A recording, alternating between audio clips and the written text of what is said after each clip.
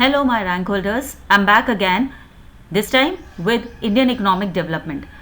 आपको पता है ना, ये इकोनॉमिक्स में बहुत ही स्कोरिंग पोर्शन है, राइट? बिकॉज एट टाइम्स क्या होता है, मैक्रो में क्वेश्चंस ग्राफ्स ज़्यादा कंफ्यूजिंग हो जाते हैं, न्यूमेरिकल्स थोड़े से कंफ्यूजिंग हो जाते हैं, but this portion is completely theoretical and here certain case studies are being based on the information that was there in your economy, right? Which is there previously and now how economy is growing, Indian economy is growing. So quickly we'll get started.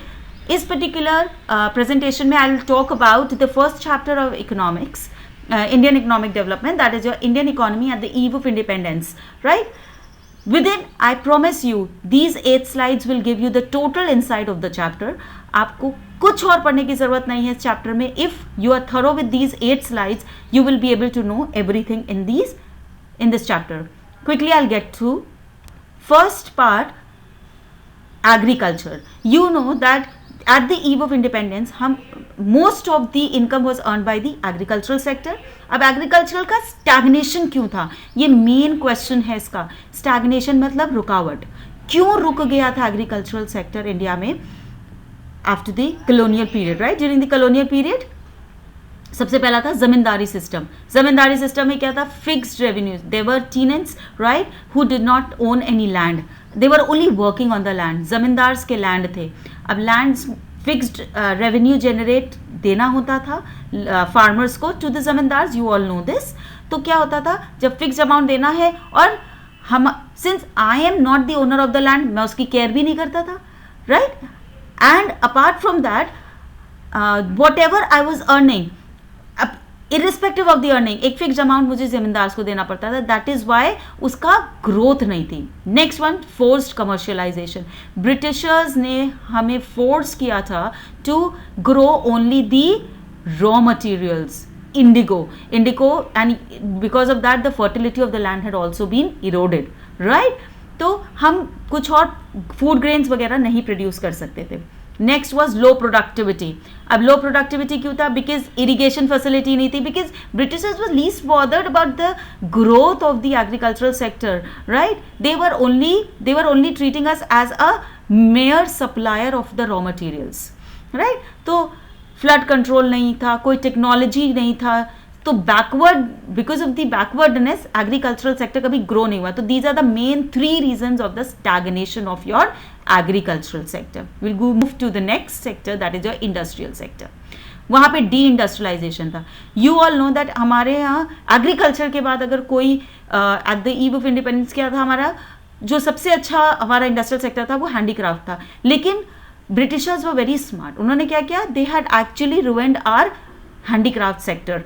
उन्होंने deliberately ruin कर दिया. क्या किया उन्होंने किया, duty free exports कर दिए raw materials of the British goods, ठीक है? उन्होंने, और जो इंपोर्ट्स हो रहा था ब्रिटिश गुड्स का, फिनिश गुड्स का, वो ड्यूटी फ्री था. लेकिन जो हमारे हैंडीक्राफ्ट एक्सपोर्ट हो रहे थे, they were actually levying heavy duty. तो अब हैवी ड्यूटी लगने की वजह से हमारे handicraft products were becoming expensive, right?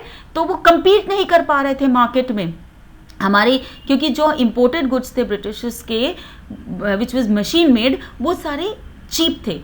They were easy to purchase. That was the main reason of de-industrialization.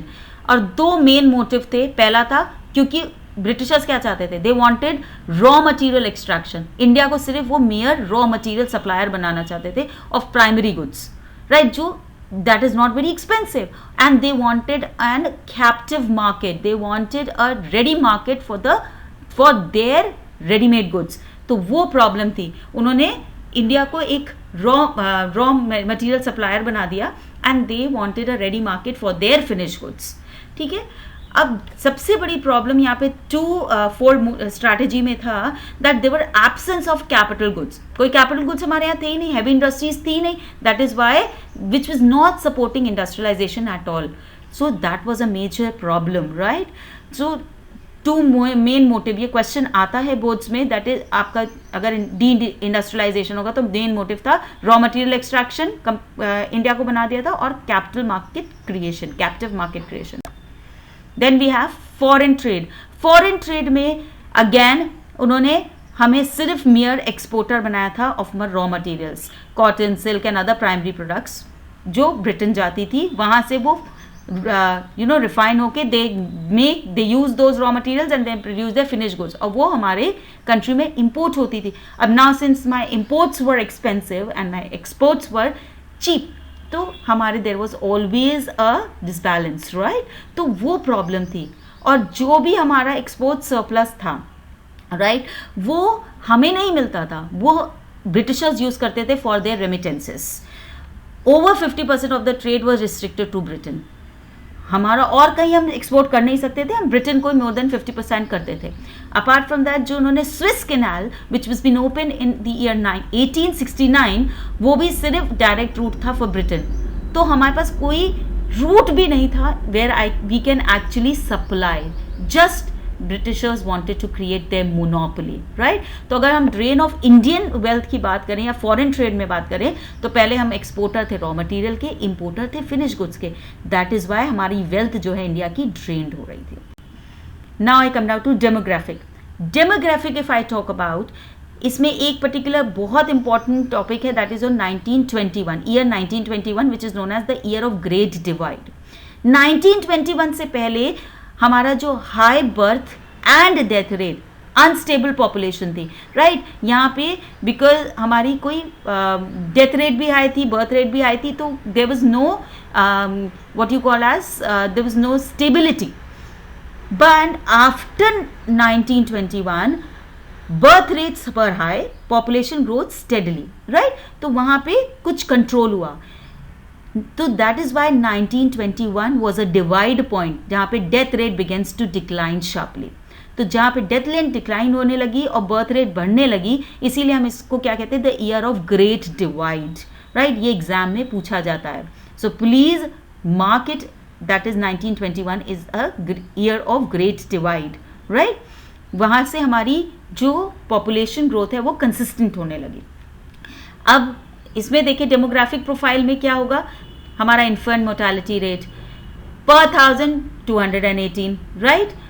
अब मतलब इतना डेथ रेट था, high birth and death rates थे. Infant mortality, infant means new born babies, तो हर 1000 पे 218 ही था, right, which was very high. Then 6 bad as per the economy, high means bad per the economies, death rates were high.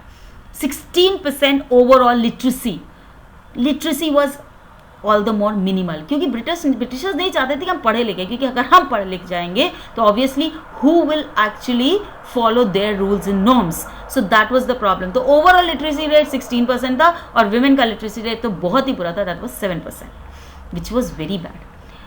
Life expectancy was only 32 years, right. 32 years is average life expectancy थी हमारे Indians की, and it was only because of the diseases, right, because Britishers were not concerned with our development, क्योंकि वो हमें क्या consider करते थे, they only considered us as slaves, और slaves के लिए they were not bothered about their upbringing or their well-being.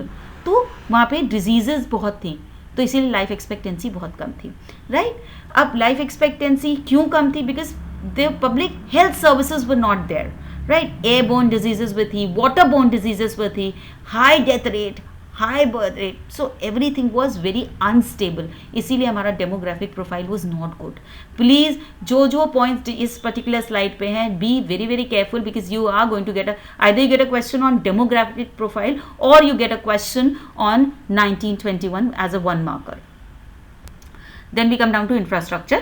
Infrastructure again बना तो इंडिया में बने तो, लेकिन only for Britishers, like railways that was being developed in 1850 only for the movement of their inland trades, transport, raw materials. हमारे लिए नहीं था वो.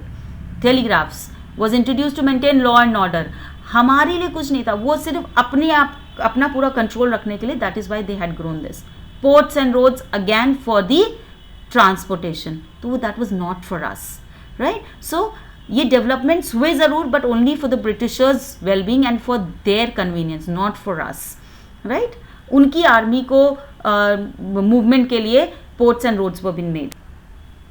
Now I come down, these are the 4 particular major sectors जहाँ पे हमारी economy effect हुई थी during the colonial period. And you can see Agriculture, stagnation. Why? Zamindari system, commercialization. Industry, decentralization to benefit the British home industries. Foreign trade, if you talk about export, right, used to meet British administrative. Demography, high mortality, lack of health facilities and poverty. Right? Now, अगर occupational structure की बात करें तो 70 to 75% was in agricultural sector. That was a primary sector. 10% was in manufacturing क्योंकि हमारे पास कोई capital goods थे ही नहीं. 15 to 20% in services. Highly unbalanced. Right? Now, these are the main topics of the chapter from where the questions can come. Dear my children, last slide talks about all 10 most important questions that are asked in boards. Please, with the help of the previous slides, in questions को solve करने की कोशिश करना and try to answer them precisely, highlighting the keywords, highlighting the key points in your boards exam. All the best for your boards. These slides will help you to solve your paper in a better way. So as I always say, keep learning, keep growing. We will meet up again tomorrow, right? With the new slides very soon. Thank you. Bye-bye.